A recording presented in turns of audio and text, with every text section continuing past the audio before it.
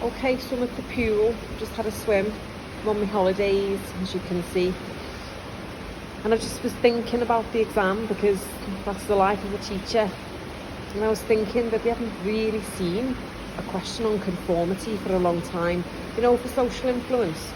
So in 2018, they had a general question. It was a 16 marker, but it was like outline research into conformity. What does conformity show us? Something like that. And so you could have gone anywhere with that. You could have gone the types and explanations. You could have gone Asch's variations. You could have gone Zimbardo if you were mad. We'll talk about Zimbardo another day. So, but that was like a general question. We haven't had like a proper specific question. So I think we're kind of ready for it. Now you can't make predictions. You need to know everything. But I would make sure that I know Asch. And I know those types and explanations as well, even Zimbardo. So let's look at Asch. So in the spec, it actually just says about the variations. Now, you need to know a little bit about the original study in order to talk about the variations, and you can then criticise the study as part of your evaluation as well.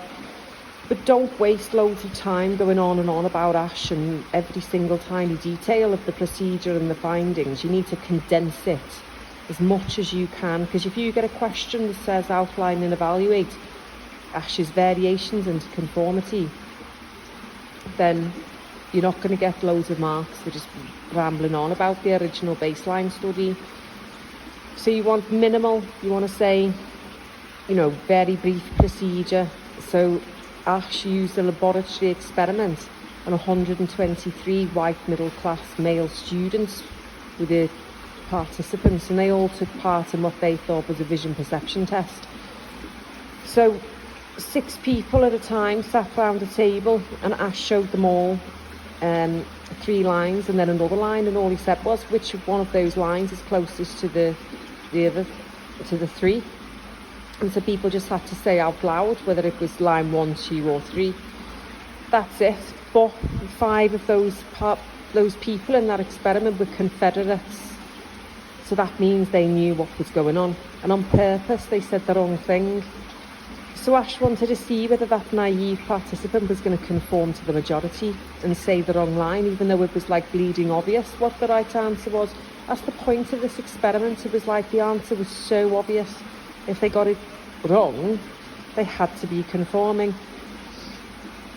So the overall findings were that the conformity was 36.8% on all the trials.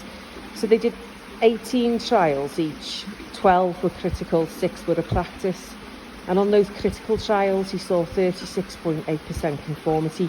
Now, if you can't remember that figure, just think about a third, and just say about a third of people conformed, which is a lot. That's really high, because it was such an easy task. If you just get asked about the findings of Asch, then you need to say a little bit more. So I think there was like 50% conformity on half the trials, something like that.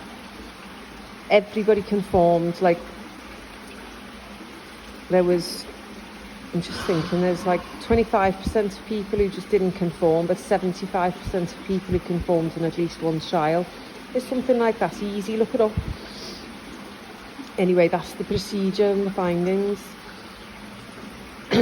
So the variations, this is the important bit. This is the bit named in the specification. There's 3 variations that you need to talk about: group size, the unanimity of the majority, and difficulty of task. And you need to say what happened and then what was found and why. So let's start with the first one. The first one's quite long, and it's group size. So you need to get into your head that the significant number is 3.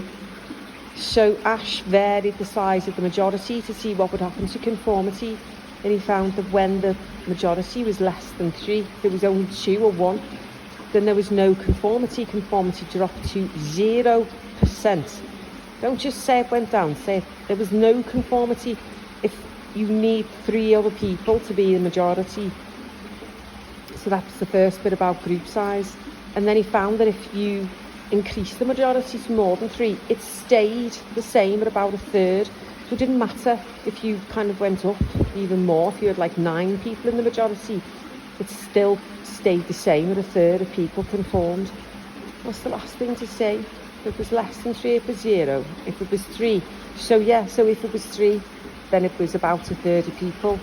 And if it was more than 3, then it stayed at a third. That's what you got to say. The next variation was called the unanimity of the majority, and we sometimes call this the lone dissenter study, because in the original baseline study, all of the other Confederates said the same thing. They said the same wrong answer. They were like unanimous in their wrong answer.